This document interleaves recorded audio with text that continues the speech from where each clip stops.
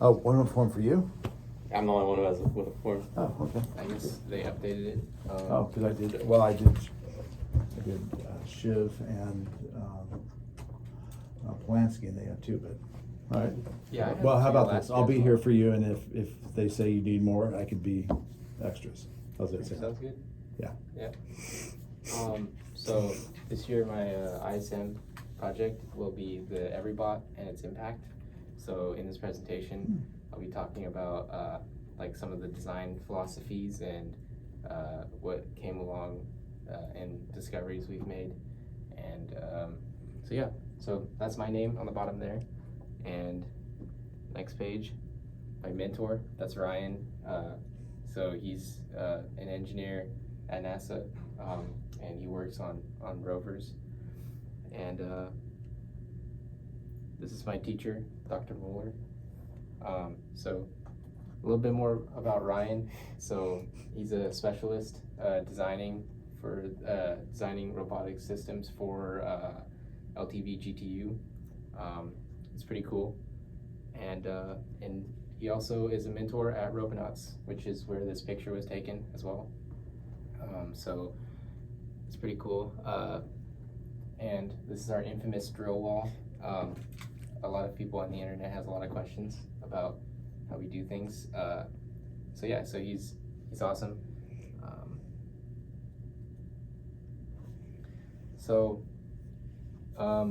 I don't know what happened to the rest of the title there. So the class is called Independent Study Mentorship. It's a school in-school opportunity to work with industry professionals, allowing students to work on either a project or a research opportunity, and like learn a lot of real-world applications and skills from professionals. In my case, I'm building a project and learning as I go. There's a cool animation there. Yeah, I learned that you could do that recently. So next we're going to talk about what is FTC. So me and Ryan and Bill were all a part of this robotics team participating in FRC, which is the slightly larger size than this competition, which it's a worldwide competition involving more than 87,000 students and across 67 countries that like participate in this worldwide competition, and they qualify through their district and then regional and then world, and then every year there's a new game that comes out and they build a robot to compete, and along the way work with industry professionals and learn as much as they can about STEM and engineering and math and science, technology. So FTC is the same thing, where it's just smaller and more accessible or it's supposed to be more accessible for more high schools to be involved in, because it costs less, significantly less to build a FTC robot and then to build an FRC robot. And but still, sadly, the price of building an FTC robot is still significantly higher than a lot of schools can afford, or institutions can afford. So that's kind of a huge limiting factor for a lot of students that see this amazing program online that just doesn't have the opportunity to participate because they don't have a school around them that can afford to do something like this. So this is where Everybot comes in. Everybot is a affordable, simple, and well-documented and elegant solution to the issue of limited access to robotics education. So Everybot was started in 2016 by Robonauts, and the goal is to, again, provide this well-documented open source robot to the world with like a bill of material, CAD, code, and all the resources that we can provide to help those teams get started and have something to kind of build off of. And one good thing that I think I've realized along the journey of competitive robotics is you enjoy it a lot more when you're competitive, and I feel like with the help of Everybot, it could promote the success rate and and help students have a better experience when they do go to competitions and be more inspired. So also this has been going on since 2016 till and we're also doing it this year, but this is the first year we are trying something new in FTC. We've always been in the FRC space, where we're now moving on to both FTC and FRC. So when we moved on to both fields, we discovered an issue, which is the fact that there are a lot of companies in the market nowadays selling robotics related, especially FTC related components, but they all don't fit with each other. So that's why we made it a goal to be vendor agnostic, meaning our robot will accept most, or if not all, available market parts for a specific purpose. Say wheels, for example, we're able to use any wheel on the market pretty much that kind of fits in our work. That's why we have this in our design criteria to fit as many types or kinds of components from all sorts of vendors. So obviously this is targeted towards under-resourced teams, but also some of the not under-resourced teams are also utilizing our design. We've seen some teams online using the Everybot intakes, both on FTC and FRC, and be very successful. And even winning some state level tournaments with Everybot designs or Everybot inspired designs, maybe with modifications. And also the reason the Everybot promotes team sustainability as well is not only saves the teams money, and but also as a school district standpoint, when teams usually do better, they see it as more like a importance, and there's more money and support and resources involved, and to grow their program, making it more sustainable. So impact. So last year with the FRC Everybot, we were able to reach 500 plus teams alone across the world. And teams reported that they were able to compete at a higher level and help everyone at their alliance partner as well, because it's a team sport really, because it's a 3v3. For FTC, it's a 2v2, where if you have teams showing up with not much that they could do, it's really demotivating and not really inspiring for both teams in that alliance. So this is giving them a platform to be competitive and help their alliance be competitive.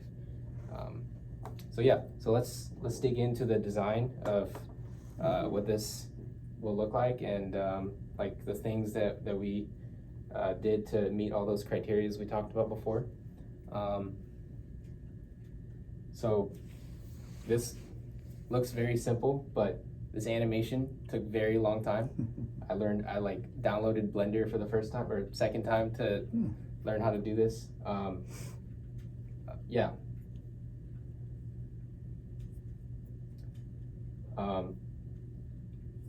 There's no audio to this, but there's a cool audio for this. And then, so the herringbone, you can't really see it here, but there's later slides that will talk about it. We chose this herringbone design as well for the pivot, because one of our main thing is we want to make everything with simple hand tools or a 3D printer, because pretty much with $400 you can buy all the tools you need for this whole whole thing. Like a $200 3D printer from like Micro Center, you're able to print all of these components. And herringbone gear is very hard to manufacture without, like with any other method than additive manufacturing. And we took advantage of that and used all the advantages of herringbone. It's very smooth in the transition for between the teeth, and also it's able to center itself because of how it's shaped. So we took advantage of that where we could. We did run into some issues with the herringbone shaft because it's a plastic gear, and we were trying to make it compatible with all sorts of shafts. We were running into some issues where the D shaft would round out the plastic hole in the herringbone, but we'll talk about that in a second. So here we have the climb hooks. So there's a video later in the slide that will demonstrate how these work. But essentially, a lot of teams are doing is having a standard a separate mechanism just for climbing on these bars across in the middle of the field. At the end of the match, that'll give you bonus points for climbing on those rungs. So we did not want to sacrifice weight and complexity for a standard or a standalone mechanism. So what we did was add hooks to the already existing pivot using the pivot motor as the climb mechanism, and we were able to drive backwards into the bar and then just pivot the arm using its arm strength.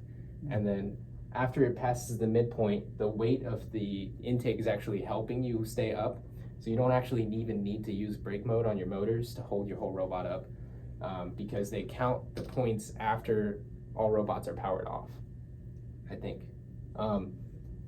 So the next thing to talk about is what a lot of the internet folks are most interested about is the tape measure extension. So on the theme of like accessibility, affordability, and simplicity, we went with this design where we were able to use a tape measure from Home Depot and a flex wheel, or any sort of like compliant grip wheel with a standard geared motor. Any sort of geared motor on the market would work because of the mounting method is zip ties. So we were able to adapt any sort of motor, any sort of wheel, and what will happen in the video shown later is the tape actually squishes the wheel actually squishes the tape measure out, and then it pushes this slide, which is also from Home Depot, a drawer slide that costs maybe $20 for a set of 4, to out and in, retracting, and the compliant wheel acts as a clutch as well in case the robot ran into walls or something goes wrong. And so one concern we had with this was the tape measure buckling. So what we found was we simply had to just retract, and it didn't cause any permanent damage. And another concern that people also had was tracking, like keeping track of how where the arm position is and everything. What we found was there's never a need for it really in this game. Well, a lot of teams do, like advanced teams, they'll have like string pods, or they'll have like can coders, they'll have like sensors to detect where it's at and create a feedback loop of to know where your position is at. And in our case, we weren't gonna rely on teams that are trying to build this to write complicated code. So we made it such that the clutch like saves it as it's going in, and it hits a hard stop, and it's still trying to go in because it's not in all the way. It will just spin on the tape measure, so it won't destroy anything permanently. And so it's either you hold the button and it extends, and then you retract the button and then it retracts. So it's pretty simple and robust system, really. So the next is our floor intake. So when our pivot is down, this is at floor level, and these little round things actually ride on the floor. So they're 2 flex wheels, and they come apart a little to give compliance, and then they pick up the game pieces any direction actually. One of the students actually just built one out of VexIQ parts, and it just worked really well. So we kept this design, super compact intake, and a lot of teams are actually taking inspiration from this. Highly competitive teams that are using this design on their highly competitive robots. So drawer slides as an extension, we talked about this already. There was not really modifications we had to do to this. We pretty much just bought it and it just fit. And zip tie motor mounting, that's another thing we can talk about in a future slide, but all of these drive motors, pivot motor and extension motor is actually compatible across all 4 vendors for FTC. So we're able to adapt to the need of any team that say that they've already purchased motors in the past. They're able to use their already existing motor by zip tying, because they're designed to be zip tied and bolted with a few bolts to keep it from spinning. They're able to be compatible with any motor. So that's all another issue with a lot of the other kitbots out there in the market. They're mostly made by vendors where they're trying to make as much money as possible. So what they end up doing is making all their parts only compatible with their own ecosystem. So you end up having to buy their whole ecosystem to build what they're trying to get you to build. So mechanism wheels, we chose to go with mechanism wheels after doing like a little bit of research, finding out that most teams use mechanism wheels. And mechanism wheels allows us to do something called strafing, where you can move sideways, left and right, and all directions without turning your robot. So that's something that just came for free because we had independent drives motors. And then we also had encased chassis clamshells. So what that allows us to do is redesign or change the dimension of the chassis without reprinting or without redesigning anything. These are modular components where teams can reuse these same parts the next year, saving them money and material and time. And they can also prototype with the same parts they use on the final robot, where they start with a one size base and they decide, oh, I want a different size. All they have to do is take it apart, cut the metal, and then assemble it back together. So a little bit, this is a screenshot of the sliced file for one of the 3D printed components. So a lot of the things that we took into consideration was poor printing quality for a lot of 3D printers. So like a lot of the cheaper end 3D printers struggle with support materials where the support interfaces with the actual part geometry, and it's really hard to remove. So what we did was designed all the parts to have a teardrop shape, like the round holes to have a teardrop shape on the top, and chamfers instead of fillets. And also when there's a counter bore that's upside down that we need to print, we did something that I found on a YouTube video a few years back that I've never had to use before, but we actually made this slot that was exactly 1 layer high, so that the printer would trick the slicer to bridge across like this without needing supports. So the next layer would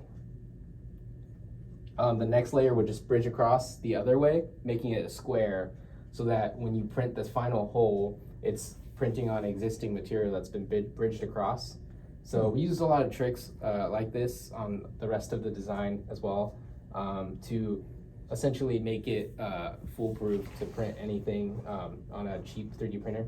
So you'll also notice there's no little fingers or little tiny limbs that come up from the build plate, because it's also sometimes cheaper 3D printers struggle with bed adhesion, where things can peel or warp from the bed. That's why we also don't have any sharp corners on any of the prints as well. So yeah, so next we talked about the herringbone. This is kind of a cross section of how the herringbone works. It's very, very simple. One gear motor. You can see the zip tie holes here, and you can also see the teardrop shape for 3D printing. So this is intended to print at this orientation. So, and then we also have a shaft going across the other side for stability as well. And then you can see on the bottom here, the left and right. So these are clamshells as well. So all of the parts that clamp onto these aluminum extrusions are clamshells because we're able to like service them and tighten them if they ever come loose. And it's does not require dimensional accuracy on the aluminum extrusions. So it does not rely on like machines to cut the aluminum. Students could, you know, tape measure and hacksaw with simple hand tools, pretty much. So here is a cross section of each of the module, each of the drive modular clamshells. So the cavity here is for the aluminum extrusion. You'll notice here, none of the nuts are captive. We've had feedback asking why we're not doing that. To answer that question is because we're trying to make it compatible with all different sorts of bolts. So a lot of teams already have bolts that they have been collecting. So some teams have 632, some teams have 832, some teams have metric, M3 and M4.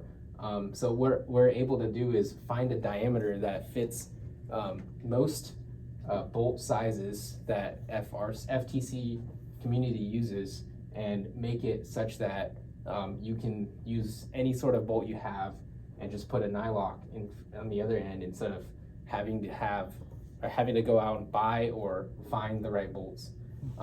And so that's another example of a bigger cavity that's been teardrop shaped. So in this case, it didn't have to go any further because the printer is able to bridge across at this area here. So yeah, so this is also a cross section of the intake. You'll see it's a little bit more complicated, but this is the servo. So that's already engineered. And then this shaft goes down, and then there's a chain here along that, so the sprocket goes along this. So it transfers the torque, and then down here. So the gear here transfers the torque to the other side of the wheel. So they're the same thing on the other side. And then, so yeah, so this is where the wheel would be. And that's where the sprocket is, and it's supported on both sides. So yeah. Documentation. So we also made really well documented instruction and build manual. We even wrote a guide on how to 3D print like effectively and all the settings we use. And then I have a link here for the actual documentation. So yeah, so we also have a bill of material. This whole robot costing under $500 to build, which is really impressive and cheap for FTC. So this is a link to a YouTube video. I don't think I'm gonna play that now, but that will kind of demonstrate how that works. Does anyone have any questions? So when we talked about doing an FTC Everybot early on, compared to what you know now, was it easier or harder than you thought it was going to be to design this robot and make it compatible and, you know, accessible for people?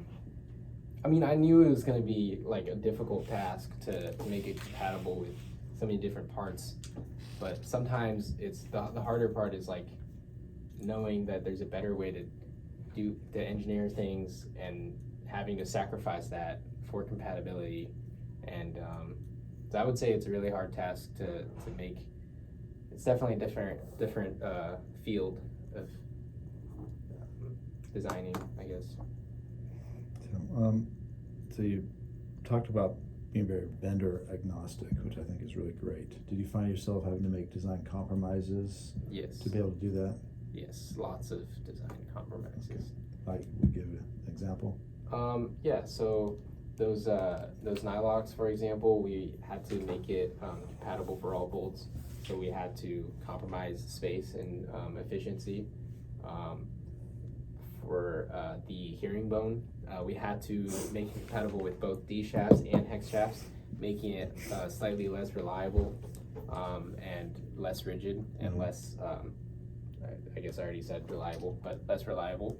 But yeah, those are just some of the compromises as well. And What about the zip tie motors on? zip tie, I really like that. The Yeah. community does not. Yeah, so that's interesting. I had a question that is simplifying the design is to explore like advanced capabilities for the teams that might want to do more. Like, I mean, it's mostly modular, so like the idea is that they can like design their own if they're not happy with Yeah. whatever. Yeah, my comment there probably would be is that for teams that don't like it, you know, they might have to modify the design Yeah. so that they can Yeah, we also go to have- more of a clamshell, Yeah. fastened clamshell, right? And these are just a couple things, just really for my information. So extruded aluminum, is that pretty much a standard on FTC? Because that probably is a little bit more expensive than just boxed aluminum. And if you're clamshelling everything together, I think, right? Is everything is clamshell just, and that's how you providing the structural rigidity of the I don't know, the chassis, but basically, or the clamshell or the wheel modules are tying the four corners together. Is that true, Jackie? Yes. So all the interfaces with the extrusions are clamshells. So yes, we could use box tubes Okay. with the like little sleeves that we printed. So teams could print their sleeves and use. Actually, Ryan found some shower curtains on Home Depot that were towel rods. The towel rods. It's like a 1/2 inch by 1/2 inch box Yeah. tube at Home Depot. Oh yeah. Yeah. So we bought it for Everybot before. We've never used it, but we finally Yeah. Okay, So yeah. found a place to use it. I don't really know how much it costs. I think it was like something ridiculous. I'm Three- sure it's- $3 or $4. I'm sure it's way cheaper than that extruded aluminum. Yeah. So That's where I was going, right? The value of extruded aluminum is, right? It's very Yeah, we're easy. not using the T-slots. It's very right? easy to tie together. Yeah. The cost to it is expensive. Yeah.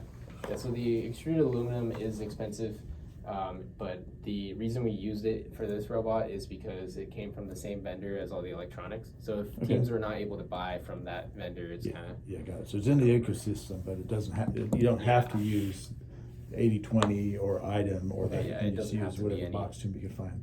Yeah, And then teams would have to go in and.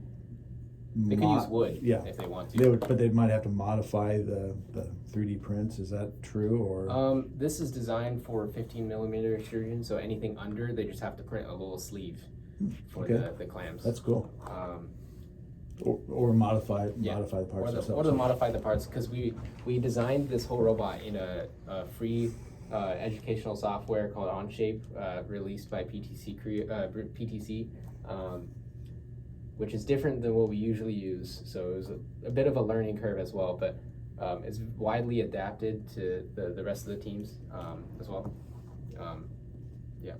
The other thing with that extrusion is Rev is kind of the only kit vendor now. Mm-hmm. You know, AnyWorks sells stuff and GoBuilda sells stuff, but if you're a new team and got a grant and buy stuff through the FTC web store, you pretty much are only buying Rev, so you almost always have that 15mm Oh, extrusion. okay. That's cool. All right. This is another curious. Nylock, are we just trying to kind of show them a better way to do it than just bolts, or is that a standard in FTC?